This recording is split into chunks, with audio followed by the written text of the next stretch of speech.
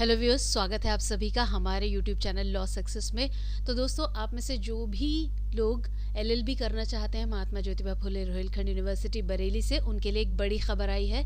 बड़ी खबर ये है कि यूनिवर्सिटी ने एलएलबी एंट्रेंस एग्जाम 2024-25 का नोटिफिकेशन जारी कर दिया है। जी हाँ, नोटिफिकेशन जारी हो चुका है, जिसको हम आपको पूरा यहाँ पर दिखाएंगे और उसमें बताएंगे कि ये जो एंट्रेंस एग्ज़ाम है ये कौन कौन से कॉलेजेस के लिए होगा, ये कौन सी डेट को कंडक्ट किया जाएगा, इसकी फ़ीस कितनी रहने वाली है और इसके ज़रिए आप कौन से कॉलेज में एडमिशन ले सकते हैं, और वो सारी चीज़ें हम आपको यहाँ पर बताएंगे। तो इसलिए वीडियो को स्किप बिल्कुल भी मत कीजिएगा, नहीं तो आपसे कोई इंपॉर्टेंट इन्फॉर्मेशन छूट जाएगी। लेकिन आगे बढ़ने से पहले अगर अभी तक आपने चैनल को सब्सक्राइब नहीं किया है तो सब्सक्राइब कर लीजिए, ताकि इससे आगे कोई भी जो भी प्रोग्राम आता है, जो भी कोई खबर आती है, उसका नोटिफिकेशन आपको टाइम से मिलता रहे। तो चलिए हम आपको नोटिफिकेशन दिखाते हैं और बताते हैं कि कब ये एग्ज़ाम कंडक्ट किया जाएगा, कौन एलिजिबल है इसके लिए, किस डेट को होगा, कितनी फ़ीस है, वो सारी चीज़ें हम आपको यहाँ पर बताते हैं। तो दोस्तों, ये वो नोटिफिकेशन है जिसमें एलिजिबिलिटी जो है वो एडमिशन के लिए, पहले तो एडमिशन की बात करें कि जो एलएलबी है उसमें एडमिशन के लिए, तो यहाँ पर उसको लेकर जो निर्देश हैं वो जारी किए गए हैं। एलएलबी कक्षा के जो ये त्रिवर्षीय पाठ्यक्रम है, यानी कि जो 3 साल का एक कोर्स है, इसके अंदर सभी अभ्यर्थियों के लिए प्रवेश हेतु अपेक्षित न्यूनतम अर्हता विधि द्वारा संस्थापित विश्वविद्यालय की स्नातक उपाधि जो एमजेपी रोहिलखंड यूनिवर्सिटी बरेली द्वारा मान्य हो, न्यूनतम 45% अंकों सहित पिछड़ी जाति के लिए 42% व अनुसूचित जाति या अनुसूचित जनजाति के लिए 40% है।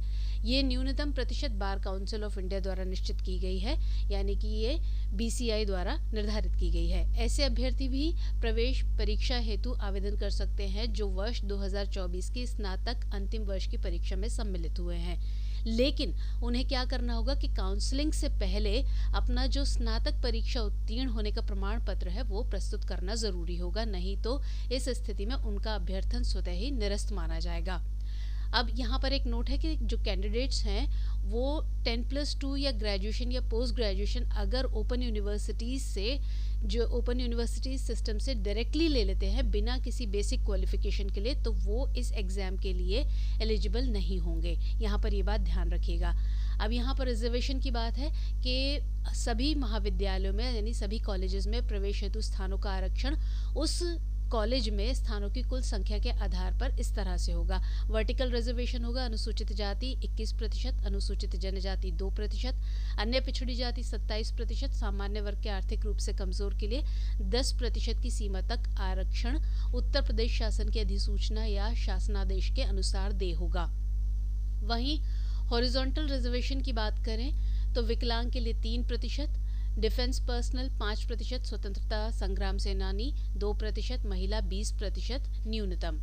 यहाँ पर कुछ नोट भी दिए गए हैं, उनको भी हम देख लेते हैं कि सुरक्षा विभाग के जो साधारण सिविलियन कर्मचारी हैं उनके बच्चों को सुरक्षा सेवा कर्मी श्रेणी का लाभ दे नहीं होगा। दूसरा है, उत्तर प्रदेश के बाहर के प्रांतों के अधिकतम 5% छात्रों को मेरिट सूची के आधार पर अर्ह होने की, यानी एलिजिबल होने की दशा में प्रवेश किया जा सकता है।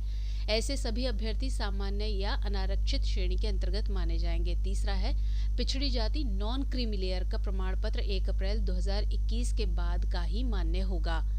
तो ये सब बातें हो गई इसकी। अब यहाँ पर हम बात कर लेते हैं कि एग्ज़ाम होगा कब, इसकी फ़ीस कितनी होगी, जो कि बहुत इम्पॉर्टेंट है। तो कैंडिडेट्स इस बात का ध्यान रखें कि जो ये एग्ज़ाम है वो ऑनलाइन रजिस्ट्रेशन फिल किया जाएगा। ऑनलाइन रजिस्ट्रेशन जो होगा वो उसके फॉर्म अवेलेबल होंगे 18 मई 2024 से, जो कि 17 जून तक अवेलेबल रहेंगे। इसको आप यूनिवर्सिटी की वेबसाइट पर जाकर भर सकते हैं। यहाँ पर ये यूनिवर्सिटी की वेबसाइट है और इसके अलावा डायरेक्ट एक लिंक भी दिया गया है जो कि हम अपने डिस्क्रिप्शन बॉक्स में दे रहे हैं, वहाँ पर जाकर भी आप इसको भर सकते हैं। अब बात करें फ़ीस की, तो फ़ीस इसकी होगी 950 रुपये प्लस बैंक ट्रांजैक्शन फ़ी, यानी कि 950 रुपये तो इसकी फ़ीस है, बाकी जो बैंक ट्रांजैक्शन फ़ी जितनी भी लगेगी वो इसमें ऐड होकर आपको देनी होगी। जब आप ये फॉर्म भरेंगे तो फॉर्म भरने के बाद आपको प्रोसीड फॉर द पेमेंट पे क्लिक करना होगा उसके बटन पर। उसके बाद आप कोई भी ऑप्शन चूज़ कर सकते हैं पेमेंट भरने के लिए, नेट बैंकिंग हो, डेबिट कार्ड हो या क्रेडिट कार्ड, किसी भी ऑप्शन के ज़रिए आप अपनी जो फ़ीस है वो पे कर सकते हैं। और फ़ीस डिपॉजिट करने के बाद आप इसका प्रिंट लेकर रख लें, जो ये है कि जो आपने फॉर्म भरा है उसका अब फॉर्म लेकर आप रख सकते हैं अपने फ्यूचर के लिए। और हाँ, इसका जो भी ये प्रिंटेड फॉर्म है ये यूनिवर्सिटी को भेजने की ज़रूरत नहीं है। अब यहाँ पे जो एडमिट कार्ड है वो आपको कब मिलेगा? जो एंट्रेंस टेस्ट है वो कंडक्ट किया जाएगा ऑफलाइन 7 जुलाई 2024 को सुबह 9 बजे से 10:30 बजे तक ये होगा, यानी 1.5 घंटे का ये पेपर होगा। इसके अलावा the admit cards for the entrance test shall be made available on the university website या entrance exam portal before the entrance examination, यानी कि जो एडमिट कार्ड है वो यूनिवर्सिटी की वेबसाइट पर अवेलेबल होगा या एंट्रेंस एग्जाम पोर्टल पर एंट्रेंस एग्जाम से पहले अवेलेबल होगा, वहाँ से आप इसको डाउनलोड कर सकते हैं। और इसके लिए आप यूनिवर्सिटी की वेबसाइट या एंट्रेंस एग्जाम 2024-25 पोर्टल पर जाकर वहाँ से आप इसको डाउनलोड कर लीजिएगा। और admit cards will not be sent individually by post, यानी कि जो एडमिट कार्ड है वो बाय पोस्ट आपको नहीं भेजा जाएगा यूनिवर्सिटी की तरफ से।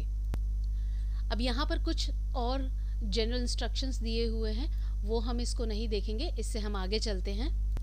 हम बात करते हैं कि जो एंट्रेंस एग्ज़ाम है उसका सेंटर क्या होगा। बरेली और मुरादाबाद होगा।